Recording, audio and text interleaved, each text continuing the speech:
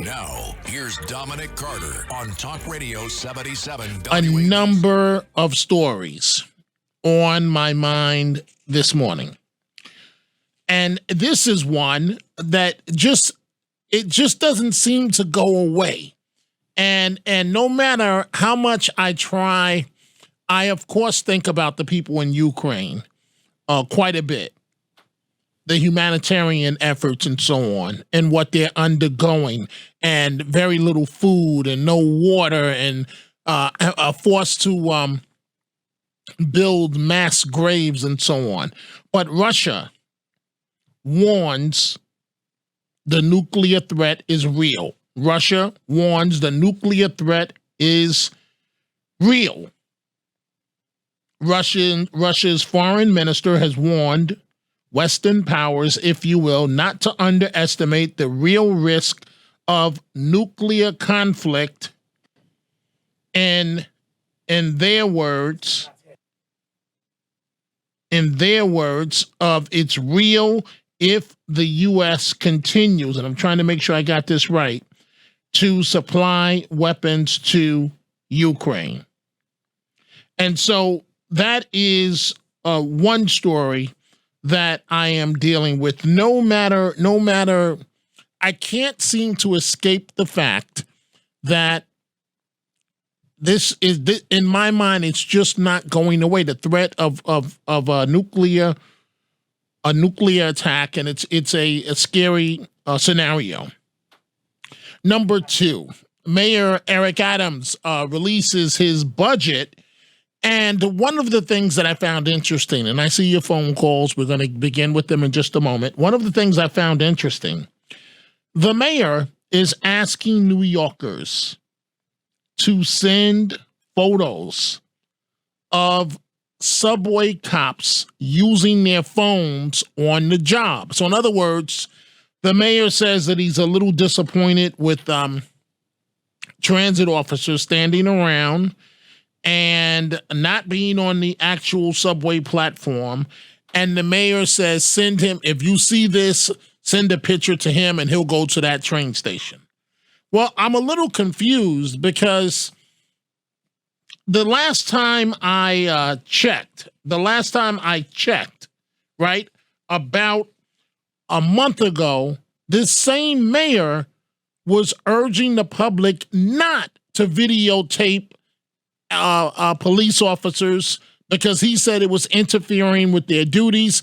And so a month ago, standing in front of Pat Lynch, the president of the PBA, he said, don't tape them, don't record them. But now the mayor says take pictures if they're standing around. Now, folks, how well do you think that's going to go over in terms of improving police-community relations?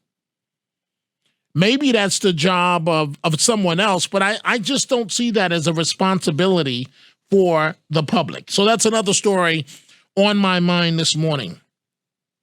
Vice President Kamala Harris tested positive for COVID on Tuesday after returning from a week-long trip to California.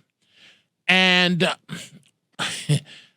when it comes to COVID, folks, I'm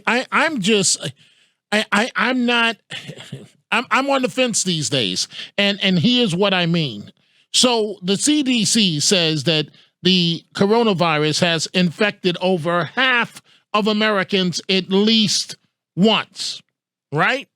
Now information comes out that nearly 60% of adults and 75% of children have antibodies indicating that they have been infected with COVID-19, right? Now, this information comes from an ongoing study of blood samples sent to commercial laboratories across the USA. It's unclear what these test results mean for personal or community protection against future infections. But the information is just startling to me, and we're going to talk about this morning. And another story that I find very sad. And I try to deal with this from time to time. The Anti-Defamation League is reporting that New York State, New Jersey leads the nation in anti-Semitic incidents with a 24% jump in 2021. Why is this happening? The news that just came with the bird flu, that's interesting news. I mean, I didn't hear that news. The Chinese are reporting somebody has it. Okay, somebody could mean 10,000 to 200. Right, it's breaking as of right now, overnight. We are just getting the information in from Reuters, the Reuters news service. So again, Stan, it is breaking. All we have as of right now is that China is reporting its first human case of the H3N8 bird flu. About the Russians, I think you mentioned you're nervous about the Russians. I'm nervous about the Russians too, but there's nothing. Threats are all the time. Look, if the word is very simple. If there's the words to the Americans or if you continue to support the Ukrainians with weapons, nuclear response will be nuclear response to who? I would think they're meaning Ukraine primarily. I don't think they're meaning the United States. Yes, but that's still a very dangerous situation. So it's been dangerous since day one. You're correct. You're correct, Stan. Nothing new, but they have smaller sized nuclear weapons which they would use to make a point. But the problem is, and I think someone said it, that this war could go on for the next 3 to 4 years. And so, well, if that's the case, that's the case. We will not put American troops there. We know that. So unless we are attacked, excuse me. But the harsh reality of it is we can keep giving ammunition, we can keep giving arms, and that's about what we can do. I mean, unless this country is willing to send troops, then we will be in a world war. This isn't anything. We've been talking about it on and off for 20 times already. Stan, before I let you go, and let me say this, the bird flu that we are having is breaking news this morning. China confirming the first human case.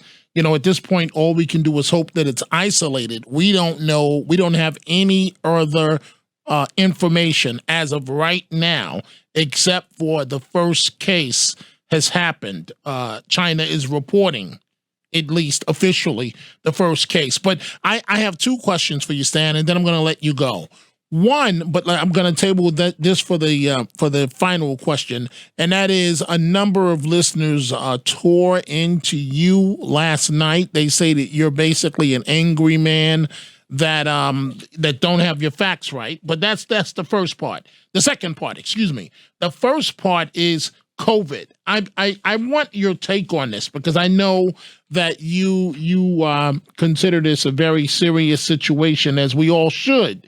The fact that nearly 60% of adults and 75% of children have antibodies indicating that they've already been infected with COVID-19. What do you make of all this information, Stan, that keeps coming to us? Well, here's the thing. This is a disease that we can't keep control of, and the facts keep changing all the time, day in and day out. This is the most, as crazy as I'm going to say, the most fascinating disease that's ever hit this country and this world. It changes every day, every hour. So our doctors, our experts have to keep up with it. If it's true, most of them have it. They have not gotten it extremely bad, which means it's the lighter form, as what we know of this variant. This will never end. The American people are tired of it. That's too bad. If they're tired of it, it's not going to end. We have to be vigilant as Americans, but we don't have the guts to be vigilant. We seem to get tired too much. We can't handle it. I'm enough already, this and that. This is a type of thing that doesn't care if you're young or old. And thank heavens it's light, but we must keep vigilant on this. Our shots that we take have to be probably improved again. And so again, and again, exactly. And I think we're going to have to live with this for a long time. Hey, and Stan, Americans don't want to do it. A lot of them don't care anymore. well, that's an interesting point. I've got to take a break, and I'm going to close with you on this. What do you say to your critics? A number of them called up here last night. Okay, let me get to, there was one that said she was fed up about me talking about Donald Trump.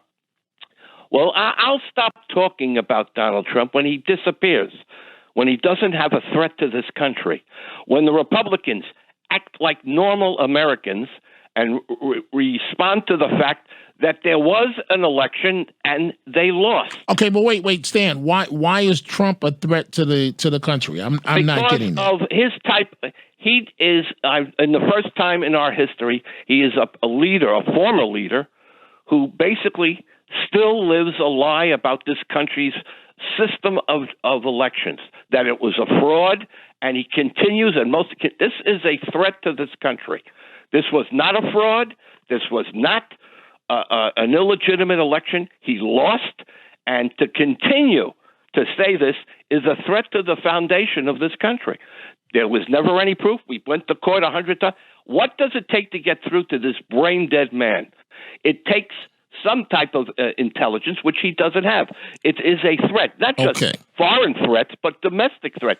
If we continue to deny certain things that are actual facts, we are in trouble in this guy. And the people that call here are part of the problem. Hey, I'm not smart on everything. I'm not, but I listen to what I hear here, and it's pathetic. And it's unbelievable. Okay. Well, Stan, I thank you for your 2 cents tonight. China is reporting its first human case of the H3N8 bird flu. China has recorded the first human infection with this strain of the bird flu, and this is according to the country's health authority, which they said on Tuesday, but they say that the risk of it spreading among people was low. That's according to China authorities. A 4-year-old boy was found to have been infected with the variant after developing a fever and other symptoms on April 5th. So this was about, two and a half weeks ago. This is what the authorities are saying. The child had been in contact with chickens and crows raised at his home. And so this variant has been previously detected elsewhere in the world in horses, dogs, birds, seals, but no human cases had been reported up until now. So we don't know if this is just one case, but this is what's breaking as we speak out of China. And of course, we don't know the impact, if there'll be an impact here in America. You know, folks, one day I feel this way, the next day I feel that way. I still haven't had my second booster shot. I don't know what to do. I'm just trying to figure out, what planet are we living on? Is this our new way of life? And now a case in a human of a little boy of the bird flu coming officially out of China. Last night, I received a comment on Twitter that was so far out of reality. And the comment was basically to the degree of, Dominic, why are you focusing so much on black crime?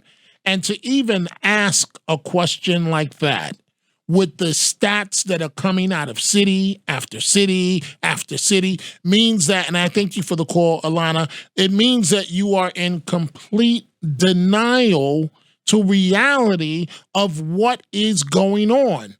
And so I don't even respond to comments like that anymore, because it's really sad. But yes, I'm aware of the 8-year-old. I'm aware that there are actually some people that are saying, still, you know, I know he's a child, and in a second I'm going to bring in Frank Morano. I know he's a child, but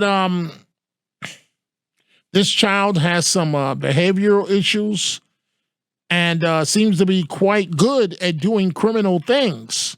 or at least he's crying out for attention.